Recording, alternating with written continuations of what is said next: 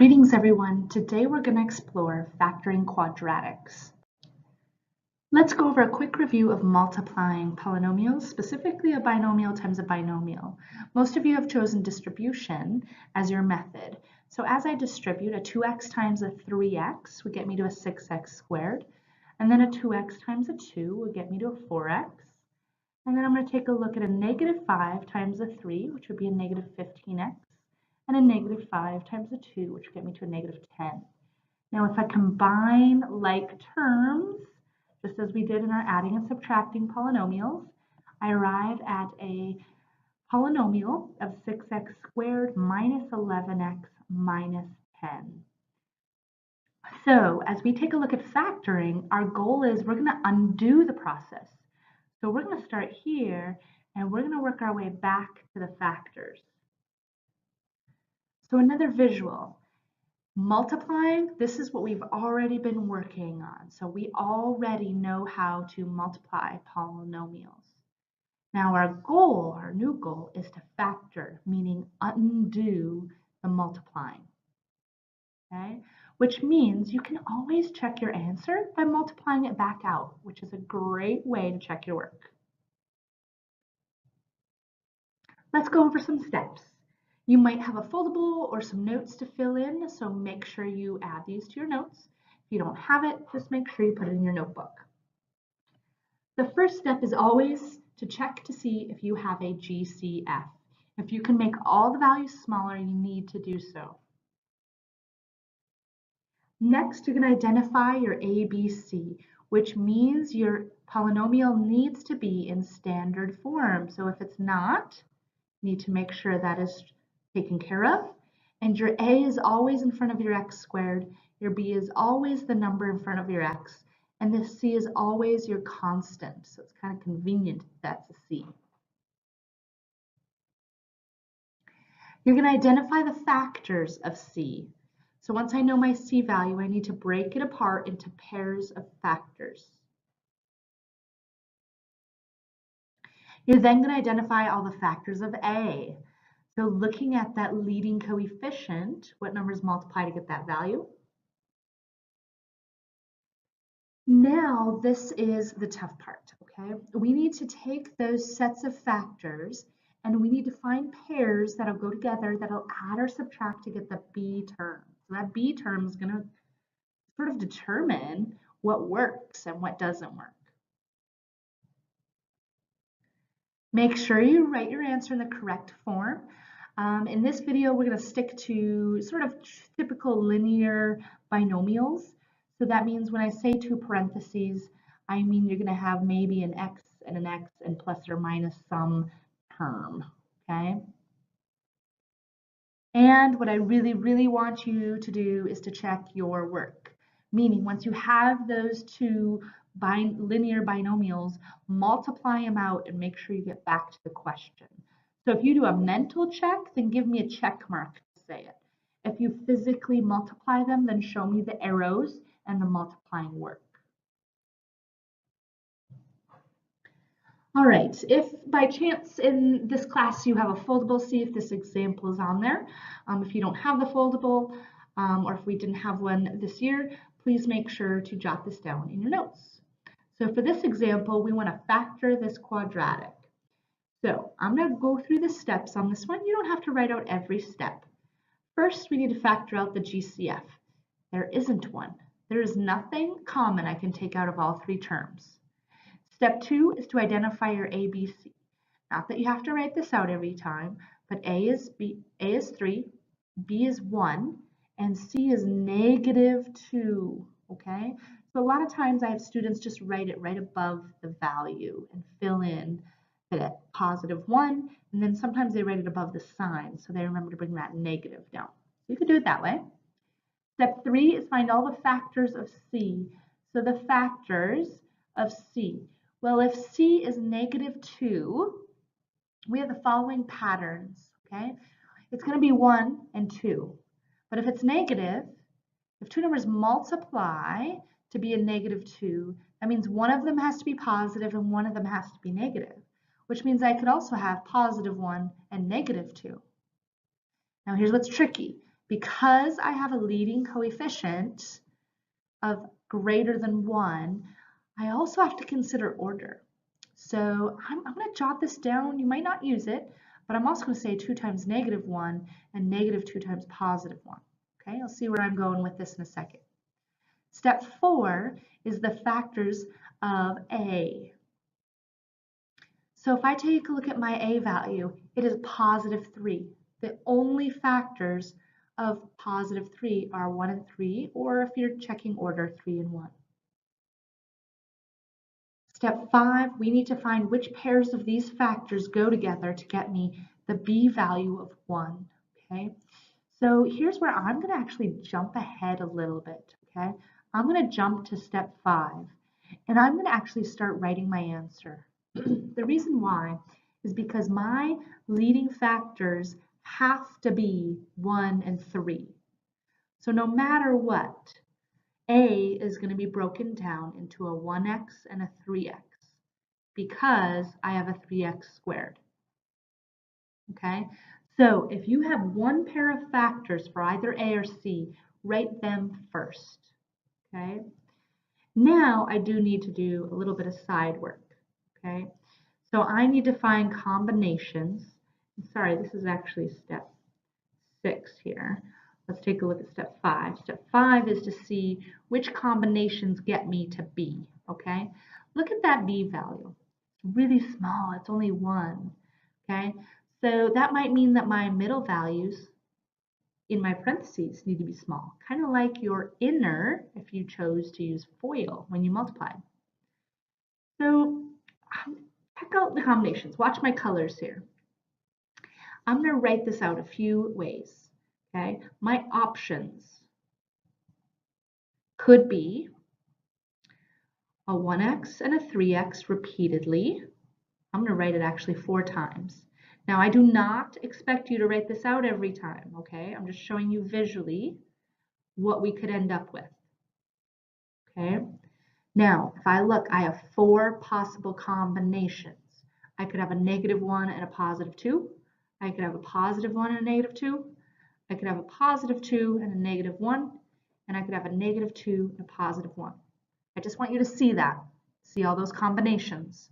If you get really, really, really stuck on a problem, especially on a test, then maybe write them out like this, okay? If I take a look now, if I was to distribute and multiply out, I would have a 2x and a negative 3x. If I combine those two values, I get a negative 1. That's not what I want. I want a positive 1, so I'm going to cross this off. So what I'm doing is I'm mentally multiplying to see if I get my quadratic.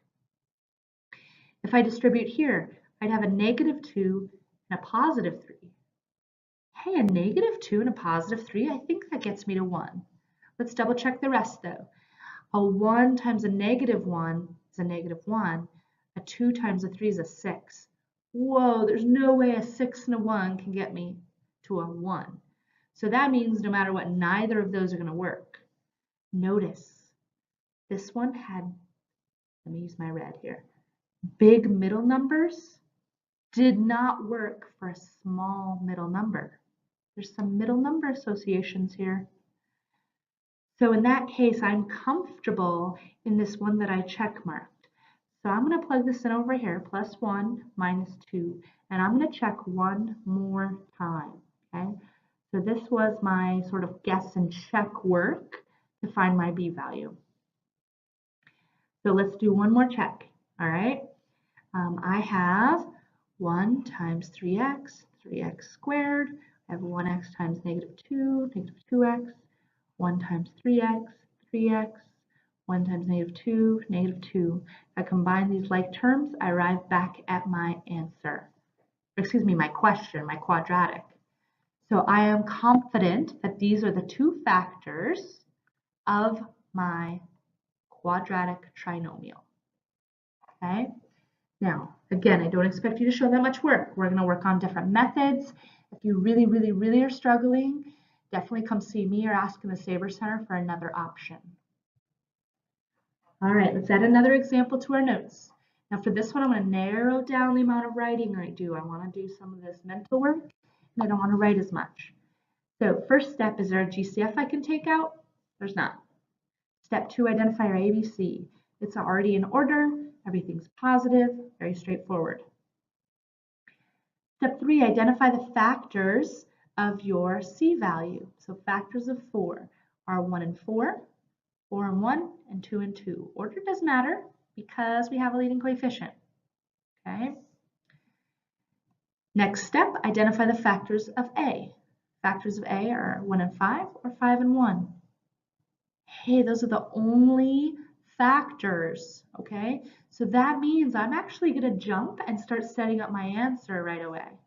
If those are my only factors, I have to have a 1x and a 5x as my first terms.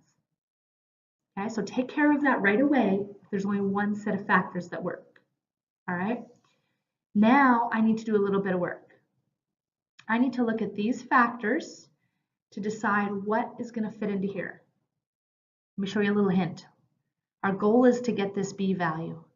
Look how big that b value is. It's big and it's a middle number, which means if this is big, I want these numbers to be bigger. What's the biggest number in my factors of 4? It's a 4. If I was to put a 4 here and a 1 here, and they're both positive, big middle number, big middle numbers. Let's see if that works. Let's check our work. If I distribute, I have a 5x squared. I have a positive 1x. I have a positive 20x. I have a positive 4. If I put those together, guess what? I arrive back at the question. So that is my final answer. I have these two factors that give me that quadratic when I multiply them out. Let's take a look at this one for the sake of the signs are different. Okay, we've got a negative here we're going to deal with. So first of all, is there a GCF? Nope. Second of all, identify your ABC. I have a positive 1 for my B value, and my C value is a negative 6. Next, identify the factors of C. So I have 1 and 6, 6 and 1, 2 and 3, or 3 and 2. Also, one of them has to be negative. Oh boy, so I could have a negative, negative, negative, negative. Or I could have a negative 6, negative 1 flipped. Oops. Negative 3, or negative 2. Kind of lots of options, but that's the only work you have to show. That ain't too bad. Next, identify the factors of A. If I look at my A value, I have a 2 and a 1. It's positive, so I'd also have a 1 and a 2. There's only one set, okay? So that means let's jump down to our answer, our factors. If I only have one set, then my only option is a 2x and a 1x. Oops, I should change that to an R though, because that's not even the right letter. Okay, let's change that to a 2R and a 1R. All right. Start with what you know. Okay. Next, let's take a look. I have a really small middle number. So that means I probably need small middle numbers. Okay, so what's the smallest middle number I could have? Well, a 1 is the smallest in these factors here. So before I fill in my answer, because I can't erase easily on here, I'm just going to make some guesses and see if they work. Okay, if you can mentally check this, please do so, but I'm going to write it out for the sake of the video. So if I was to put a 1 here so I get these small middle numbers, I mean, this would have to be a 6. Let's just try these signs first. That would give me a positive 12 and a negative 1. Whoa, that's never going to get me to a 1. So this idea of putting a 1 first is not going to work. And I'm going to assume I don't need 6s. So if I have a 6, that's going to be very big middle numbers. See what I mean by replacing those middle numbers? So let's try 2s and 3s. That's the next number up is a 2, right? So if I have a 2R and a 1R, but this time I try putting a 2 and a 3. Let's do the first one, negative positive. I would have a 6r, and I would have a minus 2r. It's getting closer, but it gets me to 4, so that's not exactly quite what I need right now. And the signs probably aren't going to help, so that's no good. So let's try one other option. Stick with it. Let's try 3's and 2's. If I stick to the 2r and the 1r, and this time I do a 3 and a 2, I'm just going to try the first signs. That would get me to a positive 4r and a negative 3r. Alrighty, that should get me to a positive 1. So I'm going to have negative 3 and a positive 2. Now you might be thinking, that was a lot of guessing and checking. Okay, that's the method we are using. It is. Think of it like a card matching game, right? When you're really little, you flip the 2 cards. Hey, those 2 factors didn't work. Flip them back over, try another set, okay? As you do this more, you're going to discover patterns. If you're really, really struggling, I can show you a few other methods. I could share some other video links with you. But to be totally honest, those other methods, you have to write just as much as this. So it's not going to save you time in that sense, okay? Also consider if you are going to advanced math. So let's say your goal is someday to get to calculus, right? Then you need to be able to do all of this mentally. Okay, you need to go through that thought process. So if your goal is higher maths, you need to start practicing and visualizing this mentally. Okay, so I'm just throwing that out there. You don't have to for my class, but if that's your end goal, keep that in mind. All right, let's take a look at another example for your notes. Pause if you need to write it down. First step, we need to check for a GCF, and guess what? I have one this time. I've got a 12, this is the smallest number. Can I take a 12 out? Nope. Let's think of the factors of 12. Can I take a 6? Nope. 4? Nope. 3? Nope. 2? Hey, they're all evens. I can at least take a 2 out, okay? So if I divided 2 out, I have a 6x squared plus, what do we got? 15 plus 4, a 19x plus a 10. How does that look? Okay, now here's what I want you to practice. We are going to leave some space for our answer because we need to bring this 2 down. Can't forget about it, so bring it down right away. Leave some space. Next, we need to identify our ABC. Got a 6, a 19, and a 10. Luckily, they're all positive. Next, identify your factors of, I don't know why I wrote a 10 there. That should say C. I was thinking about the 10 next. All right, the factors of that 10, of my C value. They're positive, so I don't have to worry about signs, but I have a 1 and a 10 or a 10 and a 1.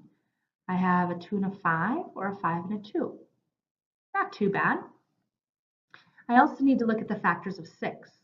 I have a 1 and a 6 or a 6 and a 1. I have a 2 and a 3 or a 3 and a 2. Oh goodness, look at all the options and combinations I can make this time. My goal is a B value of 19, okay? So 6, 10, and 19 are pretty close numbers in the sense there's not like a difference of 20 between them, right? There's not a big jump.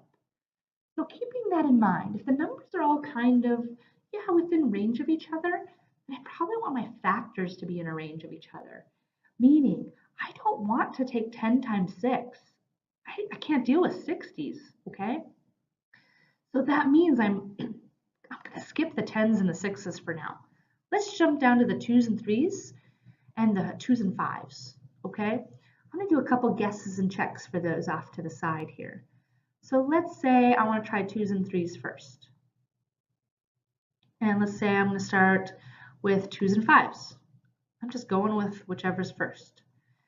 If I was to multiply, I'm going to skip my first distribution and jump to 10x. And in here would get me to 6x. It's not too bad. 16 is not too far away from 19. All right. So That's pretty close.